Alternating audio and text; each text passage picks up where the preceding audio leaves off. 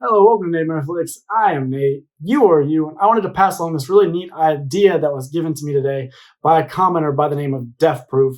Always cite your sources, kids. It's very important because Death Proof has come up with something really incredible, and I think he's right. He's made some astute observations about everything that's been going on in this new Halloween trilogy, especially as it pertains to the character of Michael Myers. And I have to say, I can't refute what he's saying now. I think he's onto something. So what the hell am I talking about? Well, he asserts that Michael Myers is not supernatural in this new run of films. No, that is instead the facade of Michael. It is that old William Shatner mask that is doing all of the supernatural heavy lifting. That the mask is what is allowing Michael to transcend, as we have heard in Halloween Kills. So don't click away, don't smash dislike yet. I know this premise may sound a little goofy at face value, but go with me here because I think they've actually been establishing this from the get-go.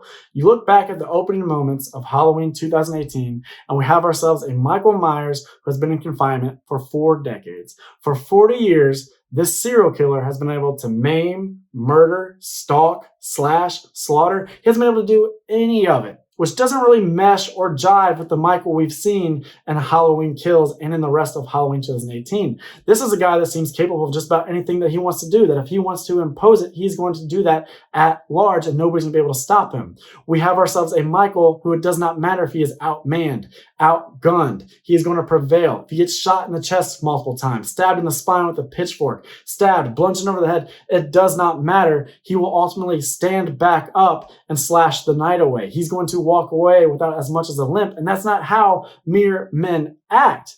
But he seems a little bit more like a mere man in the opening 2018 now, in hindsight, because when the podcasters show up, Michael is just standing there in that courtyard or whatever you want to call it, and everybody's acting normal, as normal as those inmates can act. It's not until Aaron reaches into his bag and hoists up that Myers mask that all of a sudden dogs start barking, and you start getting people acting nutty and going, Figaro, Figaro, Figaro, all of that, which really does seem to suggest to me that it is not Michael. It is the mask that is exuding this palpable energy, this sort of magical malevolence, and everybody there is witness to it. So I think right there, they're telling us this mask, Michael needs it. It allows Michael to transcend. So then later in Halloween Kills, in the flashback scene, when we hear the guy talking about Michael just being kind of a normal kid, but just very creepy and quiet, and that he would oftentimes stare out of Judith Myers' window, there's nothing to suggest there that he's some sort of monster or anything greater than man. No, he's just another weird-ass kid with serial killer tendencies. And you can say about that what you will, but it makes sense with what we're saying here about the mask, because he kills his sister and it's in normal serial killer type fashion, right? But he knows he needs this mask because once he donned it in 1978, it allowed him to be shot 6 times and fall over the balcony.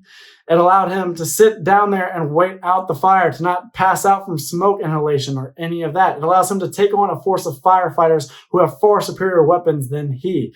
It allows him to take on a mob, and he knows he needs the mask against the mob because Michael is led to the mob by Karen without his mask.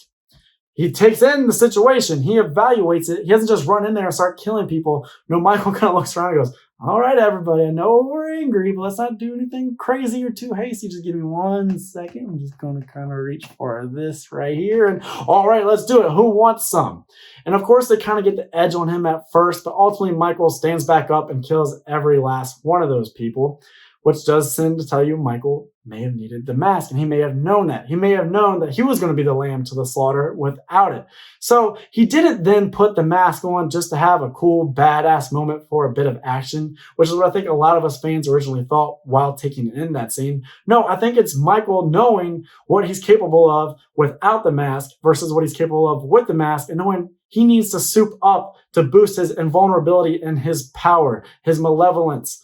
And so thus he puts the mask on, which then sets up some interesting scenarios in Halloween Ends. Could we see a situation in which Laurie needs to get that mask off of Michael in order to kill him? She's talked about in Halloween Kills being okay with losing her head if it means getting Michael's head. Does that mean instead of getting his actual literal head, she needs to remove his mask, the exterior that we all know as the face of evil and the face of Michael Myers. Does she need to take that off, maybe sacrifice herself, get up close and personal, get stabbed in order to remove the mask for Hawkins or Allison or somebody else to get in the kill shot or the decisive blow? We could be setting up something like that. I want to know your guys' idea about this whole thing. Do you like this idea? Does it make sense to you? Or maybe it does make sense to you and you just don't like it. Maybe you love it.